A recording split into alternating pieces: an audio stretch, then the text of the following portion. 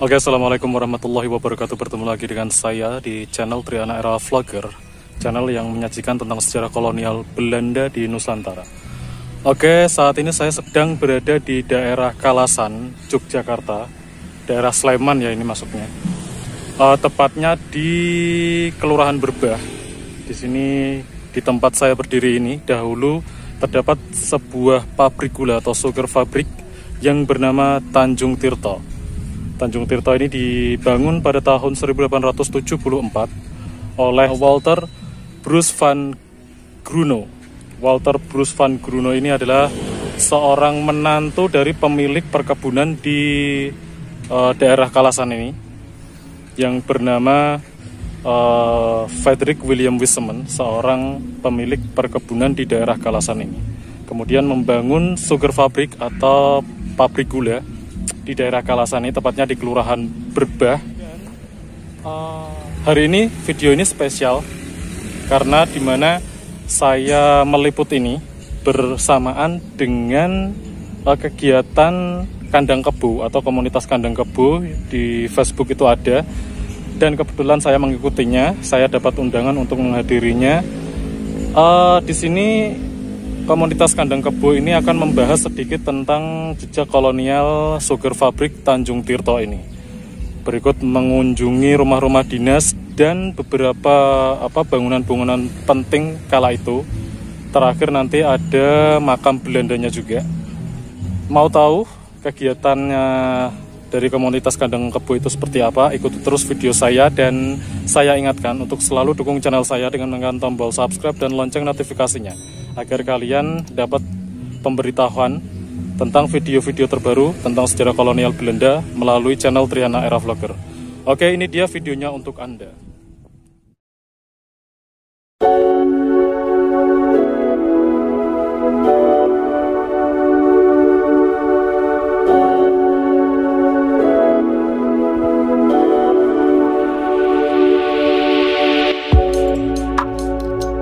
Pabrik gula Tanjung Tirto dibangun pada tahun 1874 oleh Tuan Walter Bruce van Gruno.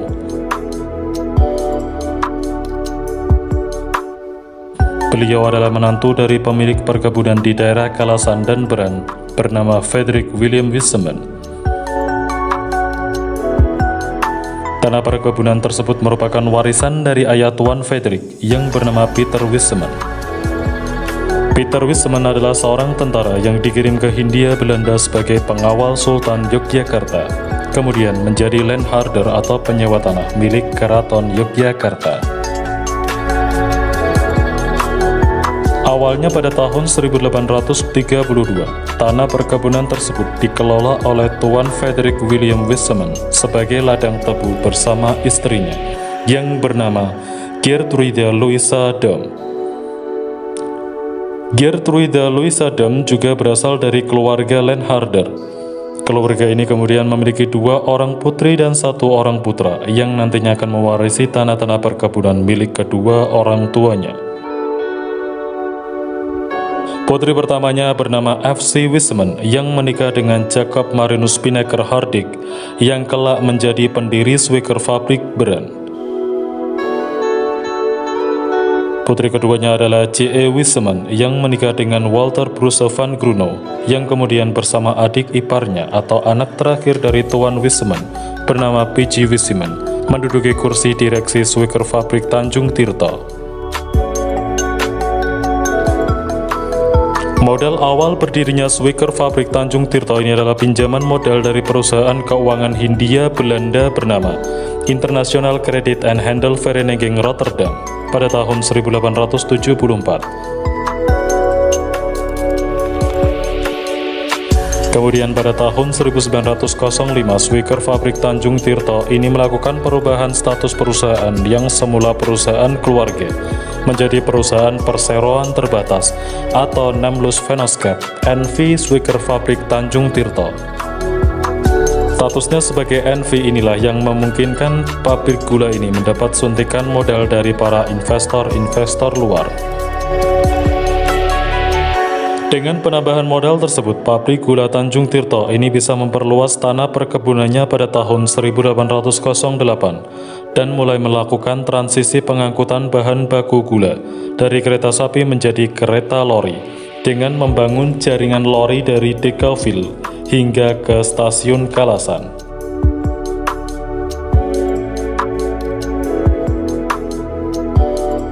Setelah diterapkannya politik etis pada tahun 1901, semua pabrik gula di Hindia Belanda termasuk Tanjung Tirto ini dituntut untuk memperhatikan kesejahteraan sosial kepada masyarakat pribumi.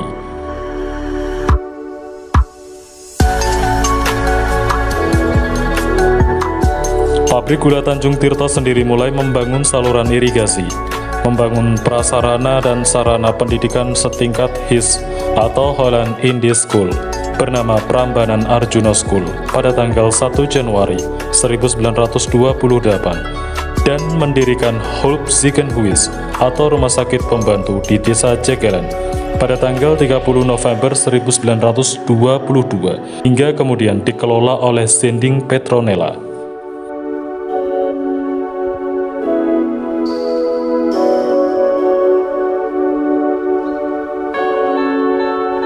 Pada perjalanannya, pabrik gula Tanjung Tirto ditutup dan dilebur dengan pabrik gula Bantul pada tanggal 1 November 1933 dan pengelolaannya dipegang oleh F. Mormon selaku administrator pabrik gula Bantul pada saat itu dan menjadi pabrik gula Kalasan.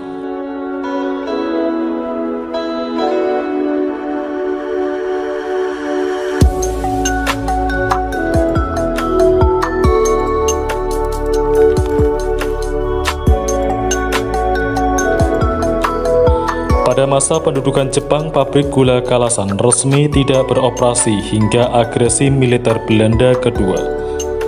Pada agresi militer Belanda kedua, pabrik gula ini menjadi sasaran taktik bumi hangus oleh para pejuang. Semua besi dan mesinnya dijarah hingga bangunan pabrik dibakar. Cerebong asap pabrik pun rata dengan tanah.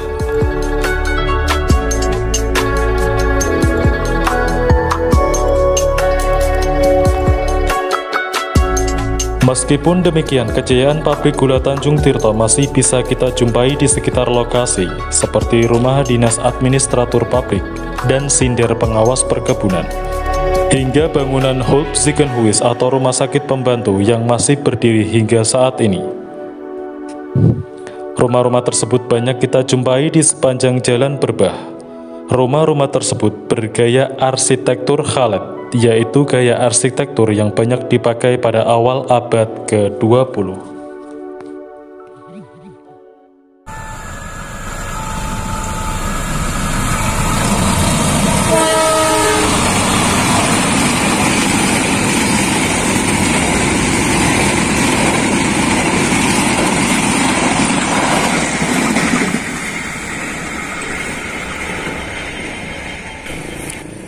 Oke, sebenarnya di depan saya ini adalah gudang tembakau yang terletak di daerah Kalasan. Gudang ini dahulunya merupakan bekas dari pabrik gula Tanjung Tirto atau PG Kalasan yang terletak di daerah Jogja ya. Yang dibangun pada tahun 1874 oleh Walter Bruce van Bruno.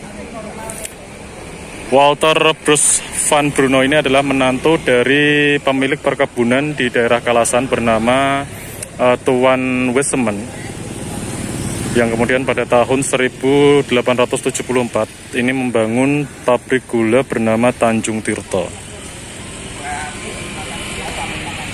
Dan saat ini pabrik gula Tanjung Tirto sudah tidak ada karena pada agresi militer Belanda kedua itu dibumi hanguskan oleh para pejuang. Lalu bekas lahannya dibangun ini ya, gudang tembakau seperti yang kita bisa lihat pada saat ini.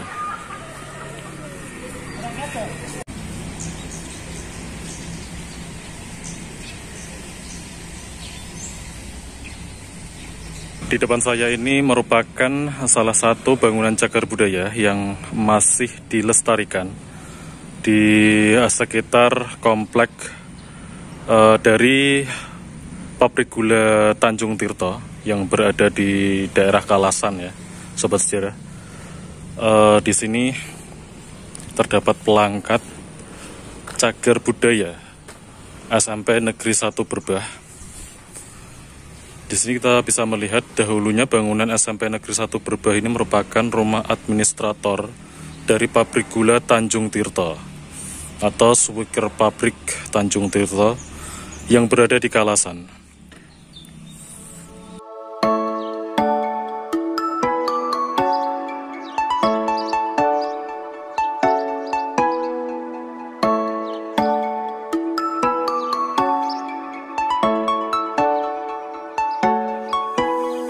Ke tanah-tanah milik keraton itu dengan sistem sewa. Mereka menggunakan lahan-lahan sewa milik keraton itu untuk menanam tebu.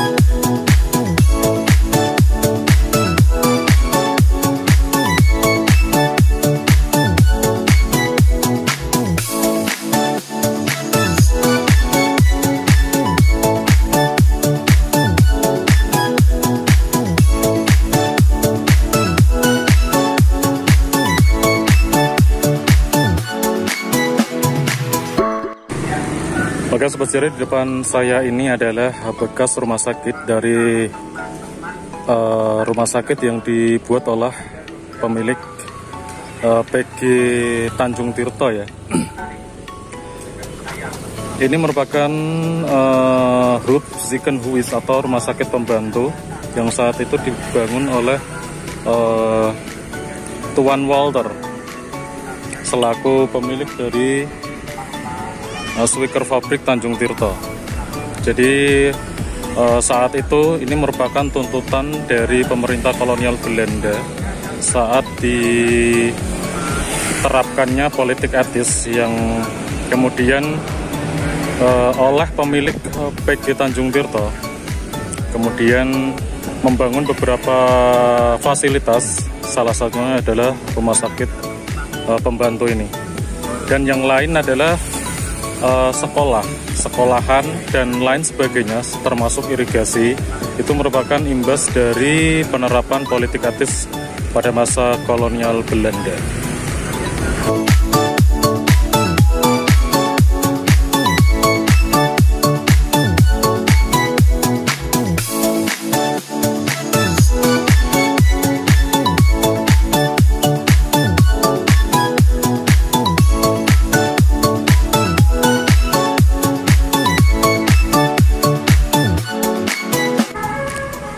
Oke sobat sejarah, selain dari rumah sakit Hub Ziekenhuis yang dibangun oleh pemilik PG Tanjung Tirto ini, ada di sini ini ada kerkov ya, beberapa dari makam administrator PG Tanjung Tirto. Jadi sejauh dari saya melihat di makam Kristen ini, di sini ada makam Belanda mungkin ya, ini karena strukturnya makam kelder begitu. Saya kurang tahu siapa yang dimakamkan di sini karena tidak ada inskrip namanya.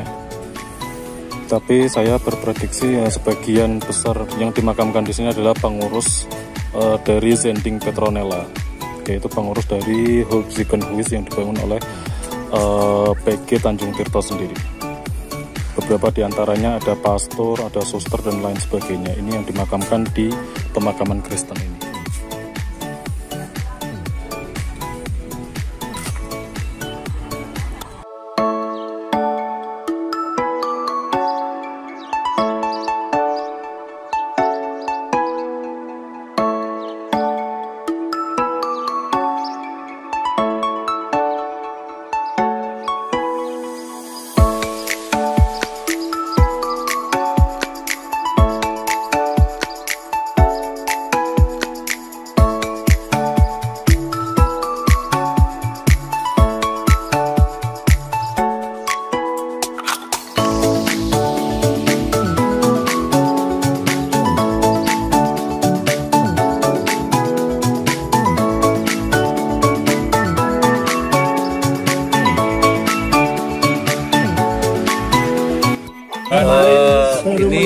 era Mataram awal Mas, 1500 akhir hingga 1600 awal.